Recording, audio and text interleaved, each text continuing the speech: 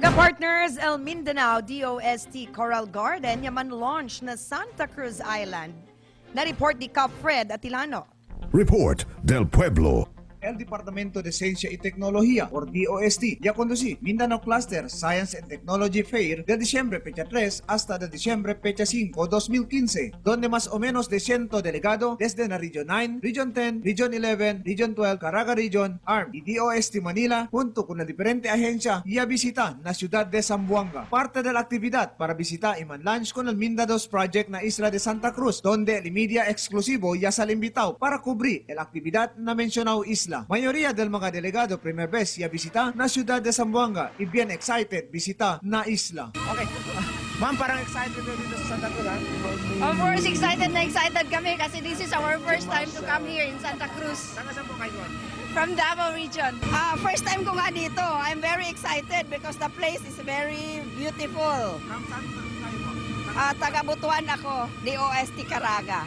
Este mga tiempo, mga televiewers del Barangay Media, takia kita na Santa Cruz Island. Sabi kita, cosa ba tiene aquí na mencionado isla? Na un momento. Ya tiene también short briefing na mismo isla. A ver, puede saber el modo de aplicar con el coral, transplantation, technology y otra manera para man-improve y sostener el coral resources donde esté taquera parte na industria de turismo. Ya tiene también demo si Paquelaya taas el bibí con el coral reefs y el modo de amarada hasta el gindan actual na agua. El mga corals y arena color pink na mencionado isla es un orgullo para con todo zamboangueño y esté taas en grande dale proteksyon el mga ahensya koncerne. Tapikura kita man restore el daton coral aquí na Santa Cruz Island.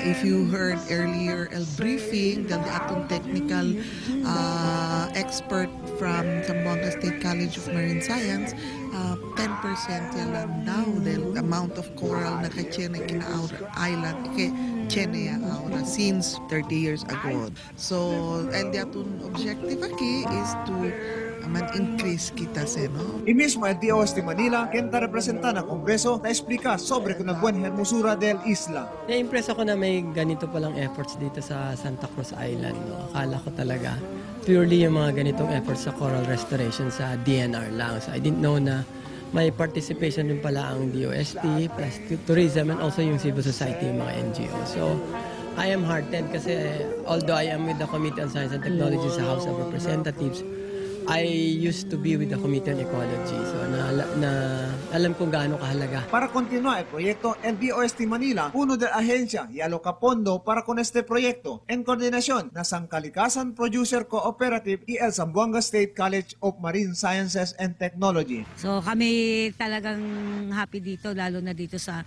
wala pa tong project na to, talagang nakapunta na kami Santa Cruz Island. Talagang napakaganda. One of the 8 in the world. Of the 8 which has pink sands and organ pipe coral in the world.